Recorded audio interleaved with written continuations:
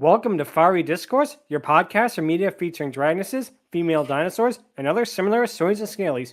I'm your host, Ludmillanon, and with me are my co-hosts, Angron, Mathmachine, the Shark, and Stryker.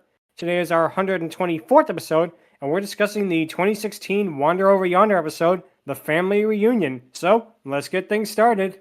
Wander over yonder. Wander over yonder. Wander over yonder, wander yonder. Wander over yonder. Perfect. That's one thing you can always say about Craig McCracken shows. They have amazing opening theme songs. Every single one of them is a banger. Yep. Shark. Yeah, this one is really not only is the music great, but it kind of gives you a representation of what the show is about. Because almost every second, the background is changing to a different planet, which is shows how this show is about that traveling the galaxy to different places and meeting different people. Yeah, I especially like this one moment in the opening where they're introducing the big bad, quote unquote, and he's showing us this almighty, all powerful, freaking badass of a dude, and then all of a sudden Wander just comes in doing a swift little jig, and he's just like, "What the fuck am I looking Exactly. It really is great. It really is great. So yeah, for those of you who do not know, Wander Over Yonder was a basically a Disney Channel / Disney XD show created by none other than Craig McCracken, and it also had his wife, Lauren Faust, working on it as well. Now, Craig and Lauren are both animation legends, with Craig probably being best known for creating the Powerpuff Girls as well as later Foster Home. And Lauren Faust, his wife, got success in her own right with My Little Pony, Friends of His Magic, and DC Superhero Girls, which both are really great. So yeah, Basically Wander Over Yonder is about Wander, who is a small furry alien, and his steed / best friend Sylvia, as they travel the universe helping others and dealing with Lord Hater, and later Lord Dominator, who are villains that want to rule / destroy the universe. Now, one thing to point out is that even though this is Fiery Discourse, we're talking about dragonesses, Sylvia is not a dragoness, nor really a dinosaur or anything. She is actually a reptilian-adjacent creature, which is why we're covering this.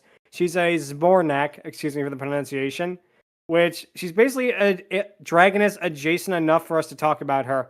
And we're going to talk why in just a second because, man, she is great. She really is great. Oh, yes. Yep. Let's just say, whoever thought to give her a bottom-heavy figure, give that person a medal because... Yes, very much so. Especially that... Not in this episode, sadly, but in lots of other episodes, they like to focus on her butt quite a bit. And they had fun with absolutely. that. First episode that she starred in, it's basically about her going to a bathroom, which, according to their race, is a thing they do every 5 months. Okay. That's the level of zaniness we're talking about with this series, folks. Yeah, well, basically sets up the thing. But basically, after the theme song, which we talked about earlier, and is absolutely awesome, both because of the music and the animation with it, the episode begins with Sylvia and Wander evading Lord Dominator's ship, which, in a pretty neat touch, looks like a Star Destroyer from Star Wars. This is before Disney felt the need to shoehorn Star Wars into literally everything they made, so it was more of a pleasant surprise more than anything else. Yep. Yeah. Go ahead, Shark.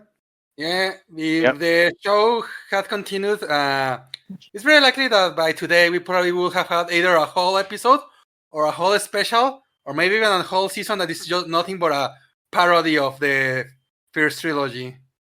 Yeah, would have been fun, but wasn't meant to be. Math?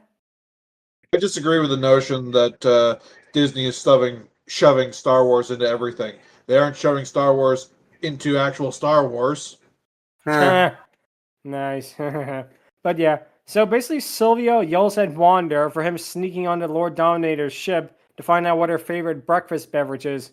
And Sylvia is voiced by April Winchell, who is the current voice of Clarabelle Cow amongst many other characters, and she's a voice acting legend. She has done so much like her father, Paul Winchell, who voiced none other than Tigger, and he also voiced Dick Dastardly, amongst many other characters that he did. Yep. Okay, that's cool. Voice acting dynasty there, which is always neat to see. So, And basically, her performance of April Winston's performance is a huge, huge part of what makes Sylvia so amazing because her more snarky and kind of world-weary nature, it fits in perfectly with Wander's more happy-go-lucky vibes. And it really, really, they fit each other like a glove. It is one of those things that really, really works out great. Yeah, definitely so. Even when she started out her career as like a bounty hunter and captured Wander to try and pawn him off for like a quick buck, like that dynamic of her being dead serious as well as him just being like completely carefree definitely stuck around. Yeah, I definitely can see that, because again, it's one of those shows that, it really feels like the first season was more like, comedic. The second season was more episodic. I think it was something that Craig said he always wanted to do with like Powerpuff Girls, but he never got the chance to. So I think he kind of took that and he reused it like that here. Definitely. Yep. But basically what happens is as they dodge lasers, Sylvia is yelling all about how she is sick of Lord Dominator, then turns around, yelling about how she's tired of dodging lasers, being blasted, and running, and just the galaxy in general while charging at the ship. Her sharp teeth here are a really great touch as she gets closer and closer to show how angry she is. Just as she's about to collide with the ship, she screams about how she needs a break and dodges it. The ship continues to fly past, and in a really funny gag, it does like a tire squeal before instantly turning around. I'm a sucker for those kind of gags. It's like a real Spaceballs kind of gag, which is relevant because Spaceballs is coming back. But Shark? Yep. Consider this a Spaceballs 2 tie-in. Hi, Mel Brooks. I mean, realistically, I assume turning around my Titanic vehicle of that size will take a while. Yep. But like I say, cartoon logic, so it works out. But Wanda and Sylvia are hiding behind an asteroid, thankfully doing better than Han Solo did, and then they run away. Sylvia tells Wanda they have to get out of there, as Wanda says that he has to get Hater and Dominator together to fall in love with each other. And it's here where, Wanda is great, but Sylvia's really annoyed expressions here are just amazing. Like, you can tell that the animators had so much fun with her and her personality, Yep. Yeah, definitely. If there's one gripe that I kind of have with it, though, is that it's a little too progressive. It makes her feel a little samey alongside everyone else, like Wander, a few others. In the beginning season, she had a bit more of a distinctive look, a distinctive way of speaking and whatnot. But she still had her moments where she freaked out and had that moment of wild, zany Craig McCrackenness. But here, since it's more often, it's divisive. I mean, it's nice that they're adding a bit more diversity to her face, but at the same time, that diversity kind of makes her a little samey to everyone else's facial features and whatnot. I can kind of see that. I feel like, well, we'll talk more about that maybe later, but I feel like Wander Season 2 is a little weaker than Season 1 because I feel like the episodic nature, I think like jumping right into it kind of hurt it. It's like the first season is like SpongeBob SquarePants and the second season is like Steven Universe. And it's like, I get what they were going for. I don't know if it works. But with that being said, this episode is great. And we'll talk about why right now. Because Sylvia then turns to Wander and with a really smug expression asks, "Do you want to meet my family?" And we get to one of the funniest jokes of the episode, and there are a lot of them, people. Wander's mind is literally blown, and confetti flies out of it and everything, and just like his shocked and amazed expression it's amazing. It's like such good animation there. Go ahead, Angron. Yeah. Definitely. It also helps that the voice of Wander is pretty much the same guy who did Fix It Felix and freaking that one carnival ride guy from Despicable Me. Like, it's charms, it's extra touches like that really make a character pop out. Also, I think Wander pretty much shares our excitement and mind-blowingness of wanting to meet Sylvia's parents, or at the very least her family. Yep. Or just hanging out with Sylvia herself. But yeah, so basically what happens is Wander excitedly agrees that they're going to go to her home world as the title card appears and a shot of Wander and Sylvia running towards the camera. We then cut to Sylvia's home planet as she and Wander lands. Wander excitedly asks her various questions about her homeworld, as Sylvia says that just because I'm from here doesn't mean that I know everyone. I love that the second time she says that, she then turns to some random Zbornak named Joe, and she goes, "Oh, hey there, Joe, how's it going?" It's just there's a classic gag like that. Yeah, it's like I don't know every old Joe or Jane that walks around here. Hey, Joe. Hey, Jane. Classic timing. Yes. Exactly. But they then arrive at Sylvia's house, which, like all of the other services on her planet, is carved out of rocks. And there's 2 jokes I can make here. Number 1, Granddad. Yep. Number 2, the Pie family would 100% approve of this house. Yep. And number 3, the Pioneers. They have the rock the Pioneers Road. And number 4, it's a rock. I know it's a rock. Bugs Life reference. Great. Also all Shark. great. Yeah, now it's a mobile house thanks to the Pioneers. Yeah. That's true. Nice. Sylvia says that her mother is going to flip when she sees her back home, as Wander extends his arms out for a hug. Sylvia then instantly snaps to him and says she's not going to flip out that much, and tells him to put the hug away. Wander says he has enough hugs for the whole family, and she tells him no. And in another hilarious moment, Wander's face becomes very, very like grumpy and sullen, and Sylvia just says perfect like that. And they also use, it kind of sounds like the SpongeBob Blomp noise as well, which makes it even funnier. But Sylvia then knocks on the door as we hear cartoony fighting sound effects as 3 buff male Zbornaks appear. It turns out to be Sylvia's brothers, Bill, Phil, and Gil, to which I have to say only one thing. Hey, they stole their name from that one joke in The Muppets Take Manhattan. Nice.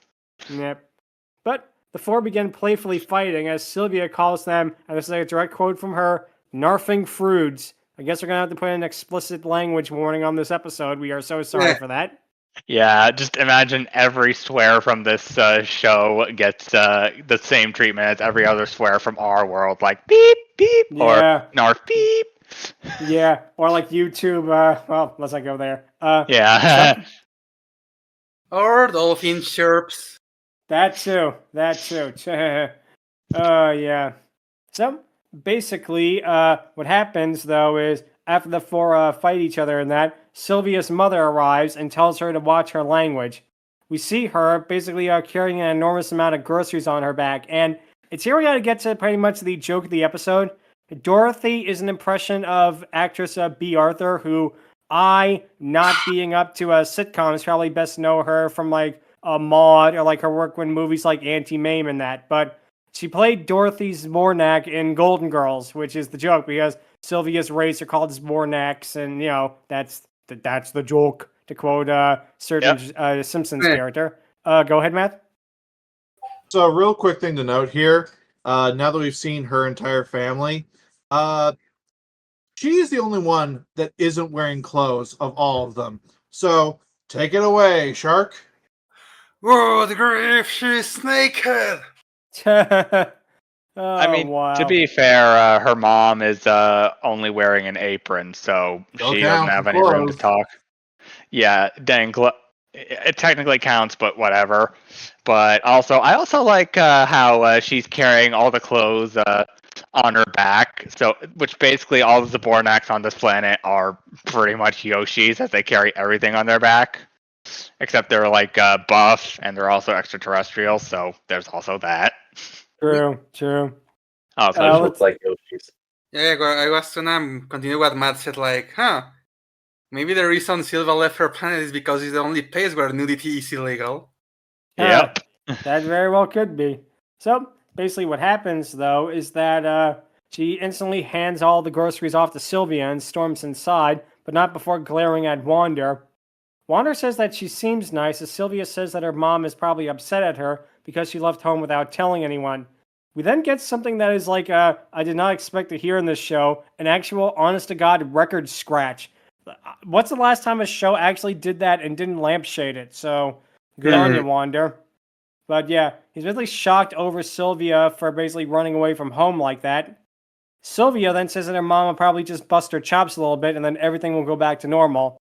The grocery bags, meanwhile, rips open, spilling its contents all over the ground as Sylvia looks unamused at this. We then cut inside the house where Sylvia's brothers and her grandmother are all watching TV. Wander happily waves to Sylvia's grandmother, and it's here we get probably the most adult running gag of the episode. Sylvia's grandmother does not like Wander in a way that is very true to real world, let's say, because she pulls her purse away from Wander, thinking that he's going to steal it from her. And this is a running gag throughout the episode, and it's really kind of an adult joke, you know? Yeah. Definitely. Yep. But Sylvia enters and stretches her back, then she reclines on the chair to watch some TV. However, it's a news report about Lord Dominator coming on, causing Sylvia to change the channel to color bars, to which I have to say only one thing. I didn't know Sylvia had access to SpongeBob's secret TV and his secret TV channel. Nice. Nice one. Yeah. Had to get it out eventually. And then it becomes the freaking battle from Teen Titans where they're battling Control Freak, but the Titans use the color bars to fight whatever enemies coming at them. that would have been a fun little YTP sort of moment. Yeah, I definitely can see that. But Sylvia's mother basically arrives in the room, then demands Sylvia to make dinner for all of them. Wander goes over to help, but Dorothy tells them that he can't do it as "you're our guest," then yells at Sylvia to get in the kitchen. Wander tries asking Sylvia's family if they have any funny stories about her, but Bill tells Sylvia to quiet your monkey down. I'm trying to watch the Colors show. So apparently he has the same taste in TV as the dad from Dragon Hill. Nice. Yep. But her brothers then argue over whether Wander is a monkey, a cat, or a monkey cat in another running gag that is pretty funny the more it goes on. One of her brothers asks Wander, "How much do you bench?" as the brothers begin arguing with each other over whether they saw cats or not in their life, and then they begin fighting again. And every time they fight, it's that classic cartoon gag of like the big ball of like, you know, fists and the feet flying out and that, and like a dust cloud. And that's always a cute thing when they do that. It's always funny. Yeah, it's really great when that happens. Like, one moment it's like, hey, man, I don't like this cat. Oh, your face! And this is freaking ham-fisted. Like, fists are flying all over the place, and it's just total chaos. I love it. Exactly. But as the brothers are fighting, Wander then looks to Sylvia's grandma and asks her if she has any stories about Sylvia. But she just says, "I don't like you," which causes him to frown. Poor boy. Oh, come on. He was just asking a question. Yeah, but again, that's part of the joke. Oh, go No ahead, sir. chair, not getting out of this chair. Nope. Ain't getting out of this chair. At least until the end of the episode. Not getting out of this chair. They should have referenced that. They totally should have. They should, yeah. But basically, we then cut to Sylvia and Dorothy in the kitchen as Dorothy is making Sylvia peel giant potatoes with a comically small potato peeler. Go ahead, Shark. Should have gotten Ed to do it. Behold the potato! Bow to this fruit of the earth and then peel it as if it were the last time of your miserable life. Perfect. Yeah, until the Ed boys pretty much turn all the potatoes into French fries. That too. But Sylvia tries to make conversation with their mother, but Dorothy deliberately turns on the blender to cut her off with each and every word. Sylvia's facial expressions during this part are really just amazing. Like how she starts off, cheerful, then gets increasingly more frustrated. And like I said, that's really part of the show. When Dorothy asks what Sylvia said, Sylvia definitively says nothing, as Dorothy says that when she's done with the potatoes, she can start on the carrots, which are so large that they reach to the entire ceiling, as Dorothy looks shocked. We then cut to the family, except Sylvia, eating all kinds of meats, and the animation here is amazing. Like, just the way, this really made me laugh so hard. It's not really like a standout knockout joke, but it really hit my funny bone. The animation of, like, Sylvia's brothers just shoveling the meat in their mouths, just something about it. I don't know why. It just looks so, like, comically over the top. It is amazing. Yeah, no wonder Sylvia's family are such heavy eaters. Yeah, definitely. Wander basically looks at the pile of meat and asks for a salad, causing literally everyone to stop and stare at Wander in confusion and disgust. Obviously, the Zbornak's take from Homer Simpson's philosophy: "You don't win friends with salad." Nice. Yeah. Shark.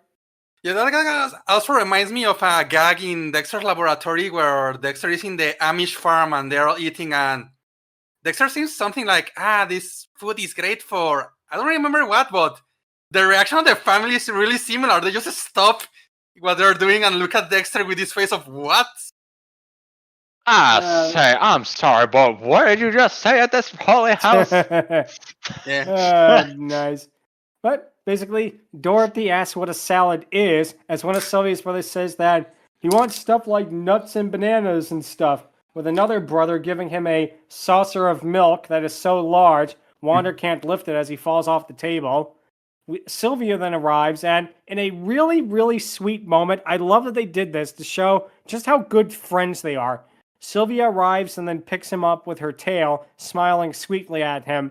She then pushes away the saucer and gives him a lettuce leaf to eat, with Wander excitedly eating it. And again, just a simple little moment like that between them. You really feel a bond with them that you don't with a lot of other shows when you think about it, you know? Definitely. But, Matt, you were saying? I think because of my personal connection, I really liked the way that Wander was eating the lettuce leaf. It's the exact same way that my rabbit does. Whenever I give him a piece of lettuce that's bigger than his head, he does this thing where he eats it perfectly in a circle around and around until it gets small. And that's what Wander was doing here. It was just so cute. Yeah, he just picks up the leaf and he's just like, just eats it in a circle. It's just so fucking hilarious. Oh my gosh. That right there was the most adorably hilarious thing about this entire freaking show. It definitely is. It's definitely one of the funniest. Let's put it that way. But as soon as Sylvia sits down to eat, her mother asks for the butter, causing Sylvia to leave the room. One of Sylvia's brothers asks Wander how he and Sylvia know each other. Wander excitedly says about how he and Sylvia help others in the galaxy, as the brother asks how much he gets paid. When Wander says that they get paid by, and this is a direct quote, "the warm satisfaction of knowing our friends are happy," the brother says, "Oh, so you get paid nothing." And I love this matter-of-fact way he says it. Then he asks him where they live. After Wander says, "Wherever the stars take us," Sylvia's grandmother angrily calls them space hobos, which again reminds me of Eustace again. You know, lousy stinking hippies. Yeah, definitely. Exactly. Yeah, I bet she and Eustace do poker night. They Both of them get just along. staring at each other with like utter contempt. But like anytime she tries to catch Eustace doing, honestly, if she really does do poker night with Eustace, no wonder she's so distrustful of other people. And like she's so possessed of her mind. She's losing it all to Eustace. Exactly. Probably cheats. Exactly. Perfect. Anyway, Shark. Yeah, go ahead. And he will still be kinder than Eustace's own mom. True. Very, very true. So, what happens next, basically, is that Sylvia arrives carrying butter that is so large, she has to basically drag it on the floor, and the running gag about the comically large food items is also a great, great gag. Basically, Sylvia tries to explain to them what they really do, but Dorothy demands the fat-free butter because of her cholesterol, causing Sylvia to angrily go back inside. One of her brothers asks if Wander beats up bad guys, but Wander says no. He says that he uses love to fight them, causing a heart to appear. And a really nice little touch, the heart kind of looks a little bit like the Powerpuff Girls heart at the end of the episode. So that's a cute little touch right there. Yeah, besides, the only person who does the beating up here is Sylvia. Yeah, exactly. So, what happens next, though, is Sylvia's grandma then calls Wander a dirty space hippie, tying into what we literally just said. Oh, go ahead, Matt. It was at that dirty space hippie line that that character became my spirit Zbornak. I identify with her way too much. Cynical, because of the cynical edge she has. Got it. Yeah. Oh, it's all good. But what happens next, basically, is that is that one of the brothers asks Wander if he ever hit somebody, with another brother retorting that cats don't punch, they scratch, and then they all fight each other over whether Wander is a cat or a monkey, this time with Wander actually getting picked up in the fight as well. Sylvia arrives with the butter in the dish, which is the size of a boulder, only for there to be literally no food on the table. Sylvia angrily asks to be excused, but Wander ends up landing on the table, splattering food literally everywhere, or at least the remains of food. Dorothy then says that she has to clean up the dining room, causing Sylvia to absolutely lose it. And it's kind of hard to see why, or not hard rather. Go ahead, Angron. Yeah, I mean, I get why her mom's doing all this to Sylvia. She knows how tough Zbornak, her baby girl, is. But here's the problem. Sylvia came here to have a break, not a retirement. And the fact that her mom is treating this like she thinks that Sylvia is retiring, or at least going into hiding, which, I mean, I don't blame her, but that's not what Sylvia's doing. It kind of makes this just, oh my gosh, it just makes this a little hard to watch. Like, you feel for Sylvia because, like, her mom is trying to get her to toughen up, or at least have her go back out there and face whatever threats causing all this. But how she's going about it makes it feel like Sylvia's quitting when she actually just needs a break. She came home to have a break, not get her bus chopped this badly. Ugh, it just drives me insane every time I think about it. Yeah, exactly. But we'll talk more about that in a little bit. Yep. But what happens is we cut to Sylvia laying in her bedroom. Thankfully, the fish didn't come to help her up there. It's okay, Gert lady. We're almost to your room. Oh my gosh. Yep. But she's basically laying in her bedroom, screaming that she's sick and tired of her mother. I love how Wander. This really is basically my favorite moment of the episode of his, is that he peeks his head in the room and he happily asks, "How you doing?" It's the way he says it. Like, he is just so oblivious to what's going on. Like any of it. He thinks that they're having a great time. It's like, literally, read the room, guy. Yeah, this is hell for Sylvia right now, buddy. Yep, Wander is not helping out any bit. But what happens is Sylvia says that she's tired of her house and being bossed around in it. She says that she needs a break yet again. Then she makes a rope out of her bed sheets to leave her bedroom. And in a really, really hilarious joke, her bedroom was on the first floor, and Dorothy is literally right outside when she escapes. There's also another gag that is really, I think, a blink and you miss it gag. Dorothy is watering the rocks. Like watering plants, but she's watering the rocks. That is hilarious. That is like such a cute, quick and blink and you miss it gag. Oh, go ahead, Angron. Mod Pie would be impressed. Also, I imagine those rocks are actually those kinds of rock flowers that you see in like deserts, where like they actually have, like, they're rocks, but they have flowers that bloom out every once in a while or so. I forget the specifics, but yeah, that. I can see that. But yep, what happens though is Dorothy sarcastically asks if she's leaving again, as Sylvia yells at her not to start. Dorothy asks if things are too tough for Sylvia. What happens is, I love Wander popping up, and then basically is worried things are getting to that yelling place where I get thrown against the table again. And he slowly ducks down with the ducking down thing, which is always funny. Oh, go ahead, Shark. Well, moments passed, but I was gonna say, when she was watering the rocks, good thing those were in rock Pikmin. They don't like water. Yeah. True. Yep, they got lucky Unless there. one of them was. Well, we'll have to see what happens. But Sylvia then yells at her mother not going easy on 3, and this is a correct quote, "Stupid stay-at-home brothers." And we get a gag that is so funny. They instantly appear in the window and yell, "Did you call me stupid? Yeah, because you're stupid." And they start fighting. It reminds me of the scene, again, I'm kind of making a lot of references here, with the SpongeBob episode with the the Krusty Krab is open 24 hours, and SpongeBob instantly burst through the wall. It reminded me so much of that moment. Yes. Yeah. They should have had him like burst through the wall. That would have been even funnier. But what happens is all of them start arguing and fighting each other in a big ball of violence yet again. Wander, and here's where we get something that is really, really surprising. The little guy actually finally reaches his breaking point. Like, all of the arguments between the family have finally caused him basically to snap. And for a typical happy-go-lucky character, whenever they have like a limit like that, is always really, really cool when they do that in a kind of show. Go ahead, Shark. Oh, evil emperor trying to destroy the galaxy? It's fine. Family fighting? Okay, I'm gonna have to stop you right there. Yep. Yeah, Exactly. yeah. It's a lesson that Aang from Avatar, Ezrin from the Dragon Prince, and even Pinkie Pie from My Little Pony have drilled into my head.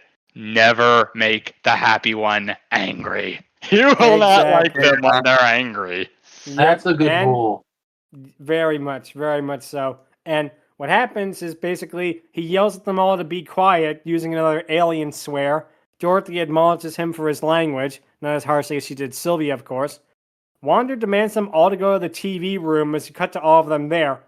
Wander holds up a stick, calling it the talking stick, and says that no one is to talk unless they have the talking stick.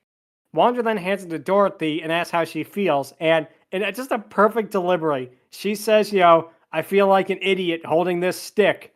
Wander then asks how she feels about Sylvia, as she says that Sylvia will also look like an idiot holding this stick. And again, it's just the timing and it's the delivery, which is so, so good, Yeah. Exactly. It really, really is great. But what happens, though, is Sylvia gets really upset about this, yelling basically at her mother and how she treats her like this. Wander says that only the person holding the stick can talk. Sylvia's brothers then all grab the stick, asking if Wander likes tuna fish or bananas, and in the running gag, how much can he bench press? Sylvia's grandma then takes the stick and asks if, and there's another quote, anyone else saw the cat monkey eyeing my pearls? And it's like, Oh my gosh. wow, Sylvia's grandma, you gotta read the room too, lady. Yeah, I get you're a little sore about Eustace stealing all your goods, but this is a little too far, even for you. Nice. But yeah, basically what happens is Sylvia then picks up Wander with her tail again and says that Wander is not going to steal her pearls. Her brothers then all tackle her again as they all literally fight each other yet again. This time Dorothy ends up getting in on the fight as Wander basically snaps again, screaming about this not being proper family values. Sylvia then yells at her mom, saying that, I'm sorry you're mad because I left. But then we get to the really big twist of the episode, where Dorothy says that she's not mad because Sylvia left, she's mad because she came back. Sylvia is confused at this as Dorothy drags her to another room, with Wander following. There's another really cute blink and you miss it gag, with a grandma holding her purse closer when Wander walks past her, which again, another subtle gag there. But, yep, here's where we get to the big twist of the episode, and it's one of those things that a lot of shows have done before, but I don't know, this one felt particularly fresh with how they did it for some reason, because it turns out that the room that Sylvia is thrown into is filled with newspaper clippings of all of the good deeds she and Wander has done. In a really great bit of a continuity here, all of them are snapshots from previous episodes, and that is a really great touch that they did that. Craig said that he definitely wanted season 2 to have more continuity compared to season 1, and you can definitely see it, especially even with a, let's say, filler episode like this. Go ahead, Angron. Yeah, this right here was definitely adorable, and what makes this even more heartfelt was the reveal of the frame of Sylvia's dad, and that one moment definitely puts things into perspective for Sylvia and how proud her mom is on the inside. But again, the gripes that I mentioned earlier, solely this message and solely this heartfelt moment, because I know her mom wants her to get back out there and keep trying harder, but like I said, Sylvia needs a break, not a retirement. It's it's something that really gets on my nerves, but I at the can same see time, why. I very much love this moment. It's fun, it's heartfelt, and it's very much warranted, and it's a very much welcome kick to the pants for Sylvia. I all the definitely same. can see why. But yeah. Basically what happens next is that I love the shot of the wanted poster that says wanted for making Lord Hater look stupid and another punishable by death stuff, with Sylvia making like an exaggerated angry face and a goofy grin, which that's always hilarious to me. And yep. And like Angron just said, Dorothy says that she is proud of Sylvia and that her father would be too. Sylvia then sees a picture of her as a baby with her father, and we don't know what happened to her father, but evidently he is not around. This episode, I believe, is the only time we see Sylvia's family, which I feel like if we had gotten a season 3, they definitely would have followed up on that. You know, they definitely would have. And kind of a shame that what happened with it, but we'll talk about its fate in a couple of minutes. She basically hugs it while Wander shows up and hugs her. Sylvia is amazed that her mother kept all of that, as Dorothy says that, of course I did, and that she's proud of how she handled Lord Hater. She then points out Lord Dominator, and then says that she shouldn't give up, saying that you either go out there and deal with Dominator, or stay with here and deal with Dorothy. And yeah, to kind of agree with you, Angron, this also kind of rubs me the wrong way. I feel like if there was like a misunderstanding, like if it made it a bit more clear, like she had written a letter that it seemed like she was going to retire, it kind of comes a little bit out of nowhere, but it is an 11-minute cartoon. They only have so much time, and I feel like if it was a 22-minute one, they could have made it a little bit more stuff. Plus, it could have gotten more of Sylvia's thickness, But seriously, though, I kind of see her coming from there. Go ahead, Math. Oh, sorry. Finish. Hang on. Sorry.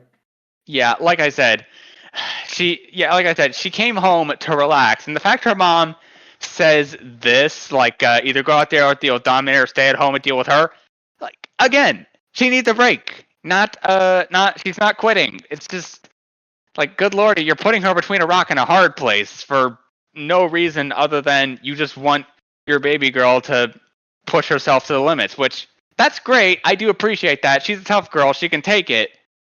But she can only take so much, before she says, I need to take a seat and process all this. Like, come on, Dolores. Come on. Like, wow. Yeah. But yeah, I agree. I agree. This is 100% not a cool thing she did, even though this moment is definitely cute and it does help bolster Sylvia's strength and whatnot. Anyways, Math? Yeah, I'm with you guys. When I saw this, I understood what they were going for, and it felt cute and sweet, but at the same time, I was like, why didn't you just explain this from the beginning rather than going through this whole rigmarole? I mean, I know why, because then we wouldn't have an episode, but still. Yeah, Sylvia's stubborn, and so is her family, so, stubborn minds think alike, Yeah, like, on this, like, I don't know if I missed something, but what exactly made her think that Sylvia gave up? I think it was more obvious that she was just coming for a visit rather than the other thing she was thinking. Oh, okay. Devil's advocate on that, just a little bit.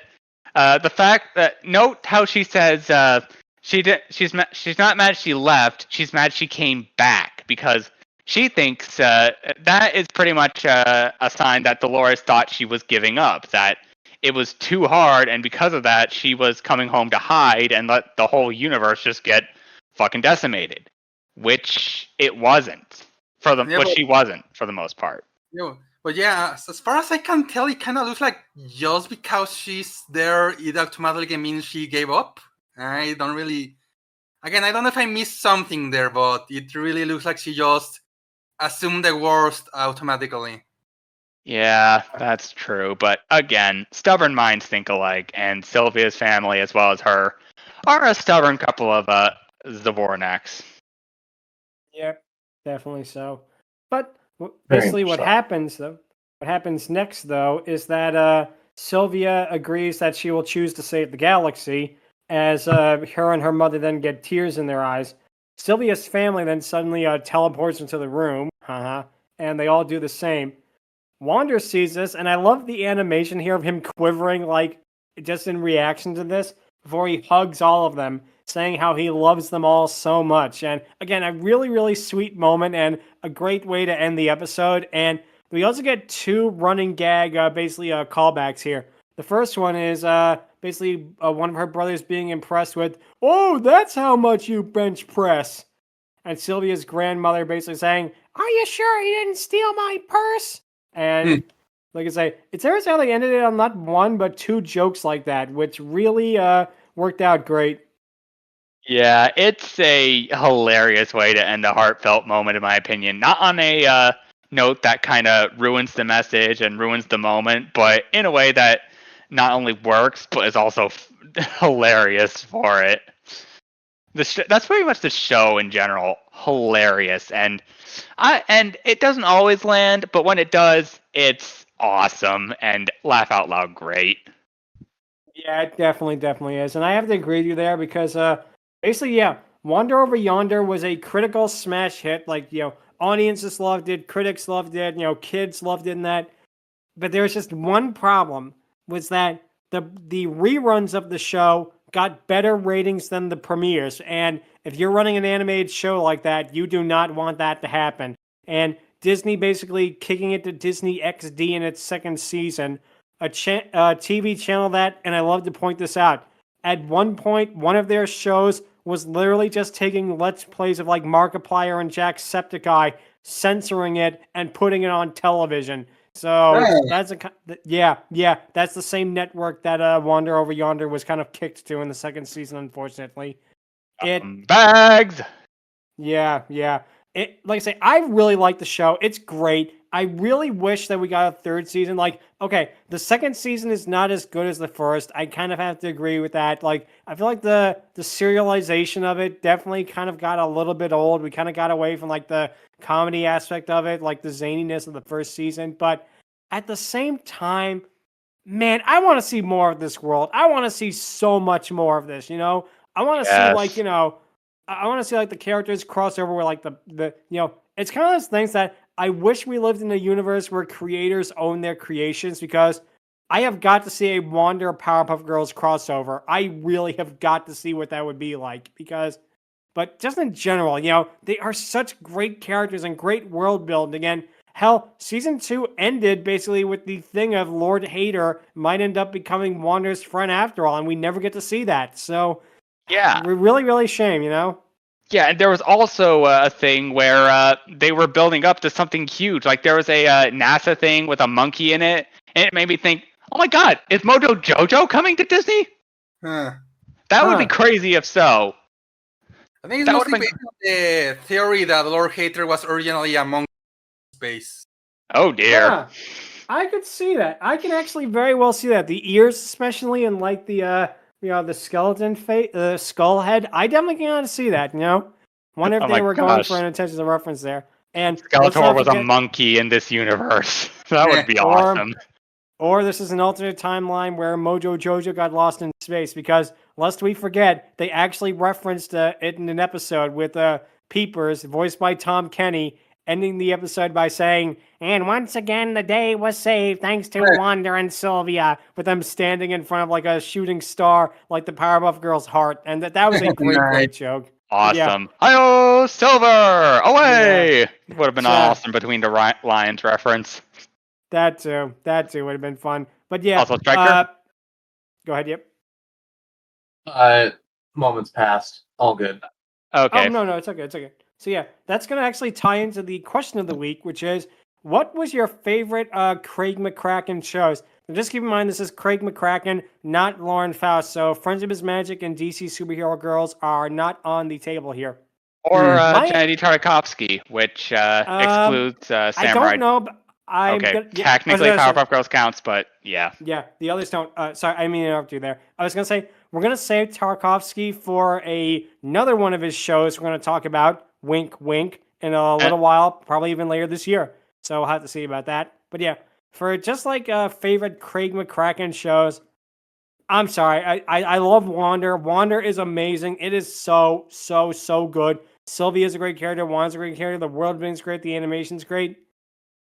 man, there is something. My answer is going to be Powerpuff Girls because, man, just something about those first 2 to 3 seasons. Absolutely incredible. Like, this is a show that mixed comedy with some of the most intense action I think children's shows have done to date. Like, not even for like, oh, of the 90s, like now. Like, you can have an episode where like the mayor is basically kidnapped and then it's all 3 of the girls, their various versions. Like, Blossoms is all in like pinks and is about how she's the leader. You know, Buttercups is all in like a green and a black thing, and Bubbles is like a crayon drawing. And then you have the sister episode where Bubbles rips off a monster's horn, shoves it down its throat, and kills it. And this was a show that, like, Powerpuff Girls, you could honestly say that Dexter's Lab, yes, was a big, big hit and was a great show. You could really make the case Powerpuff Girls opened the door for a lot of changes in animation. A lot of them good, too, because, man, the stuff they got away with was great. And a lot of people don't realize that Powerpuff Girls could be really, really dark.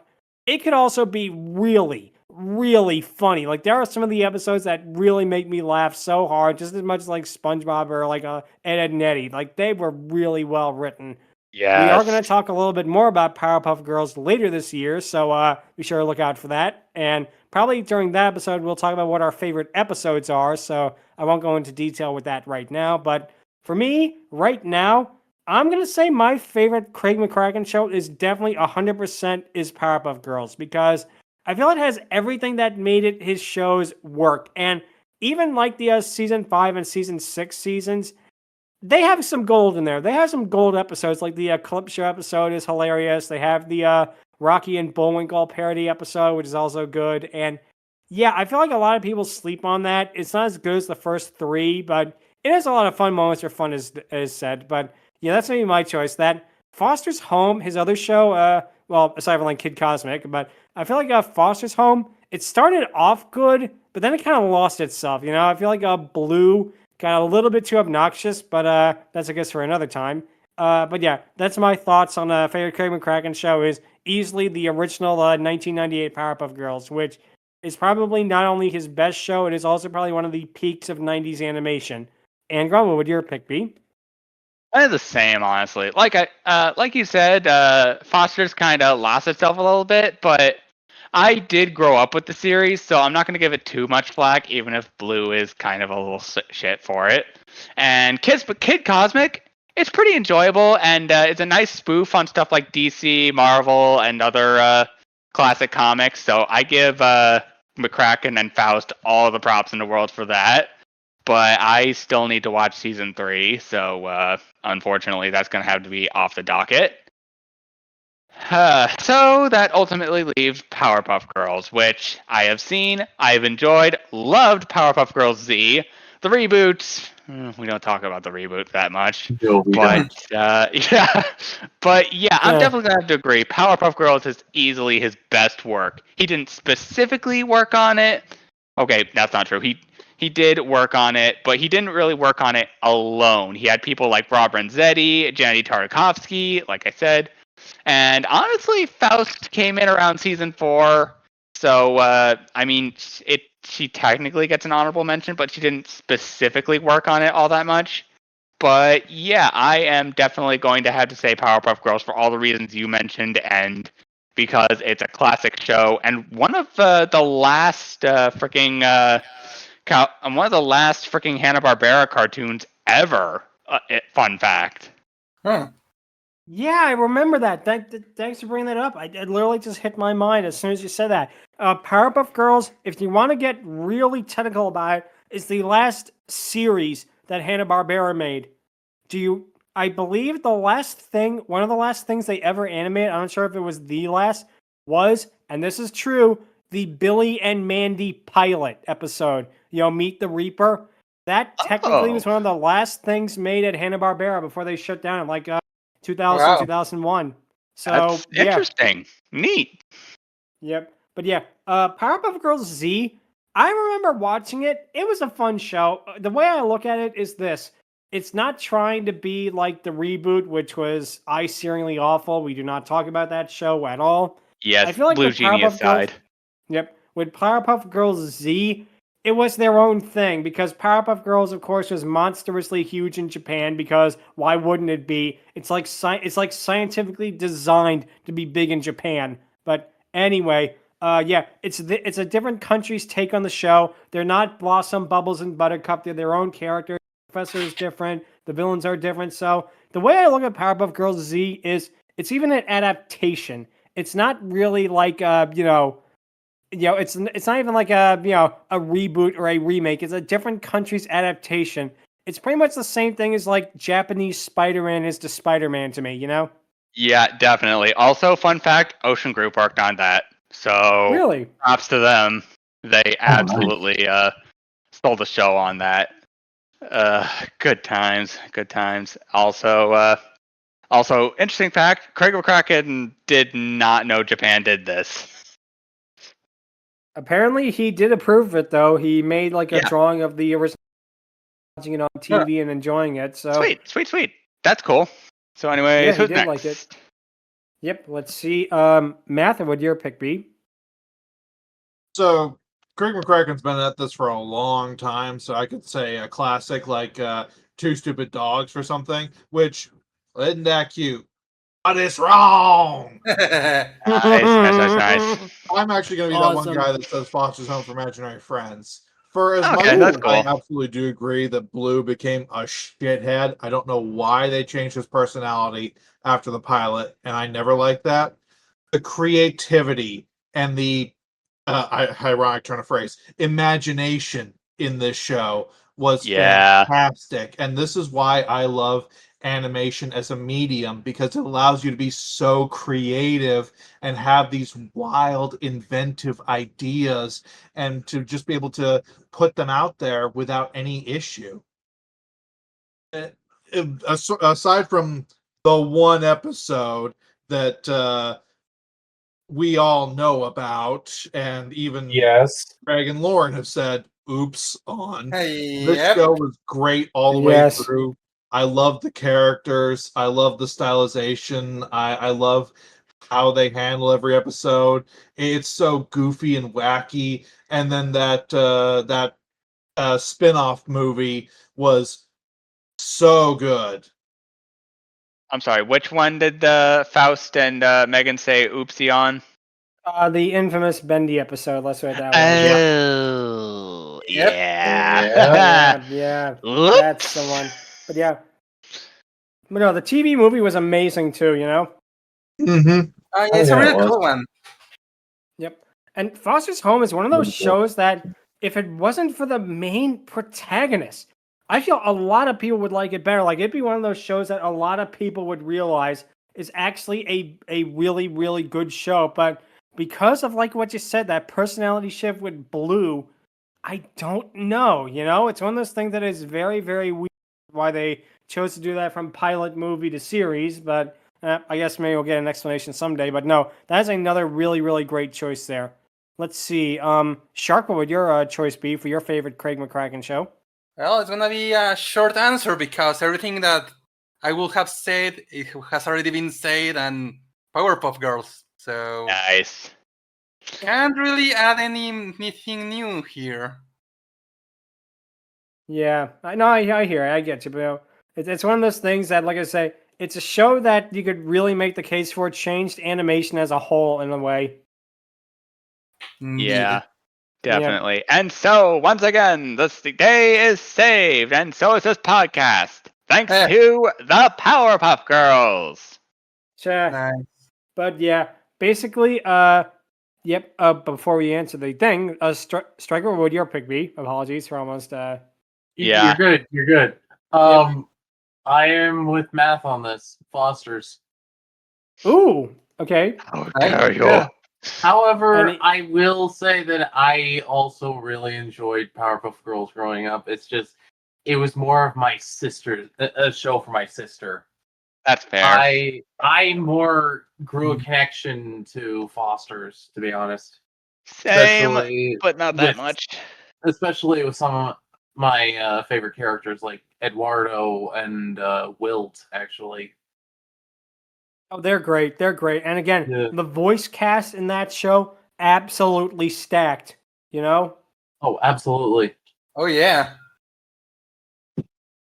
like I say, that show absolutely 100%. Like that's one thing you 100% will say with Yeah. with like Craig shows. The guy really can get great voice actors right from the get go too. Yeah, of course. And honestly, the whole personality shift with Blue didn't bother me. Yeah, for the most part, I feel that, but yeah, he could be a shit at times. Honestly, yeah, but for some reason I found it hilarious. Same. Yep. Same. Just the moments where he's just laying on the floor, just whining is hilarious. Yeah, exactly. I remember the car trading episode where he tries to quote unquote convince the others to give him cards by just going That reminds me of the mall episode with the stupid dancing cacti. And Yeah, he's like blah blah blah blah blah. That's so It was funny. so God. hilarious. Then he just calls everyone a rip-off artist and kicks them in the shin. Just oh my He does that with god, everybody. that guy's a fucking maverick. He definitely is. Yeah. But no, like I say, that is a great choice right there too. And yep. Now it is. Oh, go ahead, Matt. Also, fun fact: Foster's Home is, until Kid Cosmic came out, the only show that Craig ever got an Emmy for. Really? Oh? Not Powerpuff Girls. Yeah, I know. Ed, Right? Guys, that's weird. That's weird. Like, tell me someone else got It the is very Emmy strange. instead. Tartakovsky, Renzetti, who? That is really interesting. It's strange but interesting. That's very weird because again, Powerpuff Girls was everywhere. Like it was like you can actually make the case before SpongeBob. It was probably the most popular Western cartoon for like a good couple of years until SpongeBob came along. You know, And it never got an Emmy? What the that's hell? so weird. That is so weird. At least Wow, I think did it not didn't know get that. an Emmy. We'll have to do some digging later, but that is shocking if it's true. Wow, that is something else. Oh yeah, mid '90s Simpsons. Oh, nah. Oh well. Dang. Yep. Well, figured that was gonna happen, but basically, what happens? What we're gonna do now is the Dragoness Scale, where we rank our characters from 1 to 10. Now, what we're gonna do today is we are going to be ranking both Sylvia and her mother Dorothy. We're not gonna rank her grandmother because she doesn't have as much character really to discuss here. And she's pretty much the same design as the other two, but with like a Madame Foster appearance. Let's put it that way. Like, Oh hey, it's like a maybe Sylvia. it's actually based on that. Oh man, I just realized it. That very well could have been. Although I don't know, maybe the hair's different. If they had her wear like green, I'd say, oh yeah, definitely. But oh well. It's a thought that counts. But anyway, ranking them. Okay, first we'll go with Sylvia, and right here, right now, I'm gonna say it, and maybe we'll have to see what happens with her, but who knows? 10. Perfect score. Sylvia has reached her final form. It could not be surpassed. Yes. Because, I mean, everything about her is so good. The voice is great. The design is great. The characterization is great. The fact that she's so thick is great, you know? And Yes. man, they really just like they really hit a perfect home run with her. And like I say, it would be so easy if they could just like not make her talk, like make her like an animal, like Bullseye from like Toy Story Yoshi 2. that always says Yoshi or something like that. Or like or like what they do with like Nintendo does with Yoshi for the most part. But no, they actually gave her so much character. It is amazing. She is easily. I'm actually probably gonna say something that might be a bit of a hot take here. I think that Sylvia is a better character than a lot of characters in like Gravity Falls. You know, I really do feel that way. Like, you know. Gosh, imagine if she was in Gravity Falls. Like, good lordy, they had a She would've- crossover episode. That would Oh have my been gosh. amazing. We needed that. Yeah. We needed that, and the fact we never got it, shame. But no, yeah, Sylvia, I cannot see a single thing wrong with her. It's not even like some of the other weeks where it's like, yeah, well, maybe, or, you know, oh, kinda, but almost. No, Sylvia is perfect. She gets a 10. Will she keep up that trend? We shall see. Her mom, Dorothy. I'm going to give her an 8. And the reason I'm doing that is because she is kind of a one-note character until the end. The ending twist is a good one. But it's also one that, as we've pretty much beaten the horse into paste at this point, it's one that doesn't make a lot of sense, but we're not going to get into that again. The design, again, is good. It's a lot like Sylvia, but also has that, like, a cartoon mom vibe, like 50s style, which is really cute. And yeah, I get what they were going for with it, and it does work. And another reason why she's getting an 8, we never see her again for the rest of the show or any of the other Zbornaks. And what a shame, because you had so much potential with it. Like, if only they got a season 3, it would have been so, so amazing. But with that being said, Sylvia, perfect score. She definitely is, like, really, really awesome. And again, I cannot see a single thing wrong with her at all. And her mom gets an 8 out of 10. So that's my score. Let's see, Angron, what would yours be? 10 out of 10. Like, everything you said, and the fact that they are self-aware with her. Like, she's self-aware, the show's self-aware. So much about her is self-aware, like, from her size, to her wit, to her more serious tone in spite of her wit. Like, good lordy, she's the more mature character, and yet they made her easily the best thing about this show, second only to its comedy. Okay, that's true. It's second to her, let's be fair. But yeah, I gotta agree. I'm gonna give her. I gotta agree with her mom. She's getting a 7 out of 10 from me. Like, she's not bad. She actually cares about Sylvia, and like I do understand what the show's going for as well. But yeah, if they addressed that whole misunderstanding thing, and if they addressed that Sylvia didn't come there to quit, she came there to take a break, take a load off, and just collect herself while she ultimately thought of a plan or something to take out Dominator, or at the very least put an end to all her destruction shenanigans, she would have gotten a higher score. But since they didn't, she gets the 7 as is. She takes the L this time, but if she's among some of the other lesser dragons and dinosaurs and whatnot in this series, and she's still ranked at least 7 out of 10, that's still saying something. Especially given the fact that we basically know where Sylvia got all her assets from. Let's put it that way. Yeah, I definitely see where you're coming from there. But, yep, good score. Let's see, Math, or do you give her? Or both of them, rather? Sylvia, again, not even beating around the bush, 10. She is a fantastic character. This show is great. Its 2 main leads and all of its villains are just great characters in general. Craig McCracken and Lauren Faust are both amazing at making characters, and you can see both of them in this show. Sylvia is just so well done. Very deep character. For this being sort of a 30s to 50s inspired style show, they do put a lot of characterization in it, which is a really nice touch to go along with just how frantic and chaotic and crazy the animation is. It meshes so well together. Dorothy, I'm in that kind of same boat with you guys. She's an 8. Again, it's the design thing I really like because, again, Craig McCracken, Lauren Faust designs A+, 10 out of 10, don't change anything.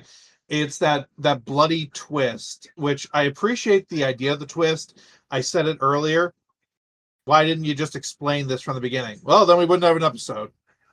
And it just feels so in the whole thing, and makes her kind of wonky a personality. That's true. Yep. I definitely see where you're coming from. Like I say, I feel like this episode might have benefited from being a 22-minute episode, so maybe we could explore more of Sylvia's personality, as well as like her mother and like her whole family and that. But with that being said, I definitely see where you're coming from with a lot of it. Let's see who's next. Shark, what would yours be? Well, let's keep the trend with Sylvia, who is getting a 10 out of 10. Nice. Because not only this episode, but in the whole show, she's great. I wouldn't say competent because Wander is actually competent, but like the more proactive, like she prefers action over words, while Wander does prefer words over action, and she can be sarcastic but funny, but she has the right heart at the right moment. So, like we've seen in this episode, where when no one in her family wants to give Wander a salad, she does, and they have this really cute moment and all of that. And the design is great. And speaking of, thankfully we got this design because have you seen Sylvia's original design, the one in the pilot? Oh boy. Wait, what? Yeah, Sylvia's original design is, let's say, different. Mm-hmm. So I kind of glad they went with this more, not dinosaur, but reptilian head here that we could have gotten something much different and more weird, but all right. Yeah. Because of this, because everything that has been said, Sylvia's getting a 10. Now, for her mom, I also have the same issues. Everyone has been pointing out that, like, there was no communication, and, like, my main gripe is the fact that she just saw Sylvia there, and that's it. You were actually assuming she gave up.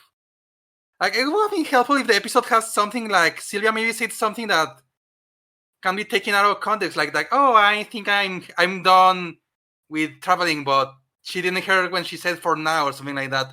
I don't know, because it really comes so much as a person that automatically gets to conclusions without hearing a whole story. So she kind of goes that, but thankfully the twist at the end does fix that issue, and when we find out she actually does care about what Sylvia does. And I'm gonna give credit to her design that they could have easily just made a purple Sylvia or a Sylvia of a different color, but no, she actually has a different body shape. She actually has a different hair. So credit for that. So, Could have given her lips. They could have given her lips, and they didn't. Thank Lordy. So Sylvia gets a perfect 10, and her mom gets a 7 out of 10. Nice. All good. And let's see. Last up is Stryker. What do you give her? I give her a 10. Wow. Well, honestly, I actually watched this show when I was in my early 20s, and it was fun. It was very fun, and especially during COVID, actually, which was another great time that I enjoyed watching it, and just. Yeah, I grew to enjoy Sylvia's character as well, and her design, like a few people here. Nice. And honestly, I'm gonna give her. Actually, I'm gonna give her mom a 9. Huh. Ooh, nice. Yeah. Okay. I thought her character was really, really good. Just. It's like an unexpected twist that really raised her score for me. Yep. And just the show also reminded me the amount of emotion that was poured into the story for a lot of the episodes, and just I loved it. I miss this. Yeah. I definitely can see why. It's one of those shows that is really comfy, especially in like moments that could be very harrowing in that. It's one of those shows that it's a comfort food show. A lot of Craig's shows are when you think about it. But that is a great thing right there. And that means that Sylvia is our 4th ever character to get a perfect score. So she joins the ranks of Charmcaster, Ash's Dragonite, and Triceratops. So she was the 4th character to get a perfect score. Yeah. We'll have to see if there's many more that can, because wow. Dang. Yep. There's going to be definitely have to see about that. But that's going to be it for this week's episode. If you have any questions, or if you want to suggest how a crossover between Sylvia, Buttercup, and Rainbow Dash would go, you can feel free to email us at fierydiscourse@outlook.com. Visit us on Twitter at twitter.com/Fiery Discourse. Be sure to subscribe to the Fiery Discourse YouTube channel and subscribe to the playlist. Like and hit the bell icon. Any and all comments are appreciated. Also, one of our co-hosts, Lucky Evie, is looking to go to a group home in the UK. A link for that will be in the description. Any and all help for that is appreciated. Next week, we're going to be getting a little bit more old school. As we're going to be talking about the 1970s Clangers episode, The Dragon Egg. Clangers is a stop-motion show from the UK that looks like it's going to be really interesting to talk about. Let's put it that way. Yeah, that's lot going to of, be you know, interesting. Already is interesting. Yep, lots of Right, fun old stop-motion school. stuff to talk about. And yeah, that's going to be it for this week. Thank you guys so much for watching. And until then, take care. Laters. Bye bye. Nope. Adios. See you all next week.